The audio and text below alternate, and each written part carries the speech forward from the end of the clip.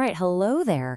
If you're working in health and social care, you've almost certainly come across the Level 4 qualification.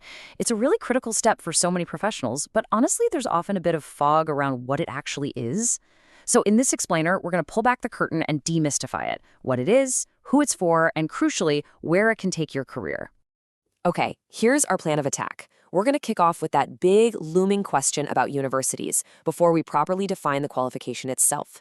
Then, we'll have a good look inside the curriculum, help you figure out if it's the right move for you, and finally, explore where you can go from there. Let's crack on. All right, let's tackle the elephant in the room straight away. We're starting with the one question we get more than any other. What is the precise relationship between a Level 4 qualification and a university degree? It causes no end of confusion, so our first order of business is to make that crystal clear. So, this is it. The million-dollar question. Is it the same? Well, I'm afraid the answer isn't a straightforward yes or no. It demands a bit of academic nuance, which, luckily, is exactly what we're here to provide.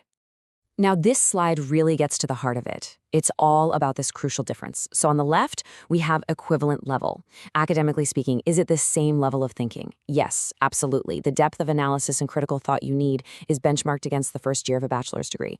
But, and this is the important bit, look to the right, equivalent credit and entry. This is where it gets tricky. It's not always the case. A university will look at the size of your qualification, how many credits it's worth, and then check its own admissions policy.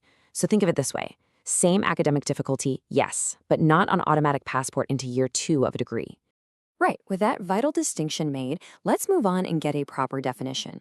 It's really important that we place this qualification correctly within the UK's framework so we all know precisely what we're talking about. So what is a Level 4 at its core? Well, the key thing to grasp is that it marks a huge intellectual step up. You're moving way beyond just knowing how to do your job. Level 4 is all about developing a deeper analytical understanding. It's about applying complex ideas to messy, real-world situations.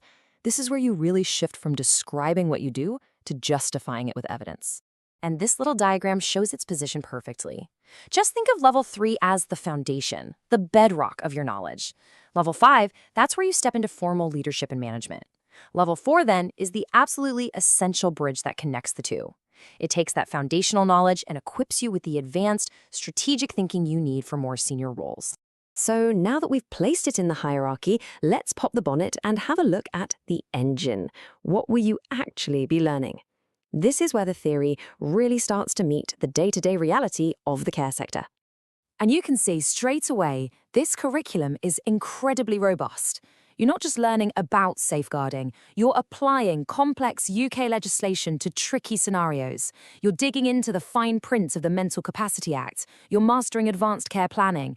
And it's not just about one person's care, it's about the bigger picture. Working with other agencies, improving quality, and understanding the governance that holds it all together. These are the absolute pillars of a modern, high-quality care service. And this, right here, is the fundamental leap you have to make.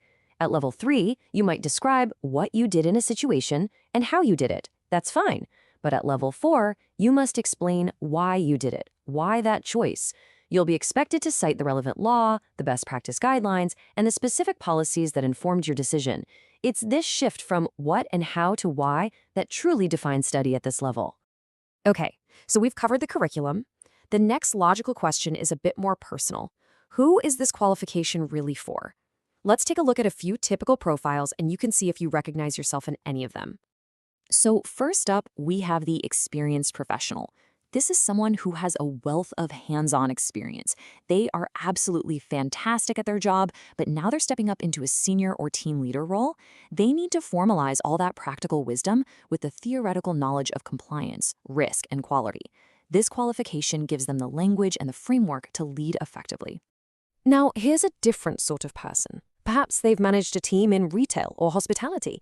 They've got brilliant transferable skills, communication, organization, you name it, but they lack that specific, in-depth knowledge of the care sector. For them, Level 4 is a fast track. It's a formal pathway into a senior role that avoids them having to start all over again at the bottom. This learner is playing the long game. They have a very clear goal. They want to become a registered manager. And they rightly see that just jumping straight into a Level 5 in leadership and management could be a bit of a shock to the system. So for them, level 4 is the sensible, preparatory step. It builds their academic confidence and gives them the theoretical foundation they need to absolutely fly at the next stage. And finally, this profile. This is for those who see level 4 as a vital stepping stone towards university. Perhaps they've been out of formal education for a while and feel a bit rusty. This qualification is the perfect way to sharpen up those academic writing and analytical skills, proving, both to themselves and to a university admissions tutor, that they are more than capable of studying at degree level. Right then, let's move to our final section and see how this qualification can build a tangible, real-world future for you, both in terms of your career and any further study you might fancy. In terms of your job, the path forward is pretty clear. A level 4 puts you squarely in the running for roles with much greater responsibility and strategic input. We're talking senior support worker, team leader, or even a deputy manager role. It also opens up specialist avenues, perhaps a role in quality and compliance, or becoming the lead for a specific area like dementia care, where that deeper analytical understanding is absolutely essential. And on the academic front, it is an exceptionally strong platform. The most common and logical next step is the Level 5 Diploma in Leadership and Management. That's the one most closely tied to becoming a registered manager.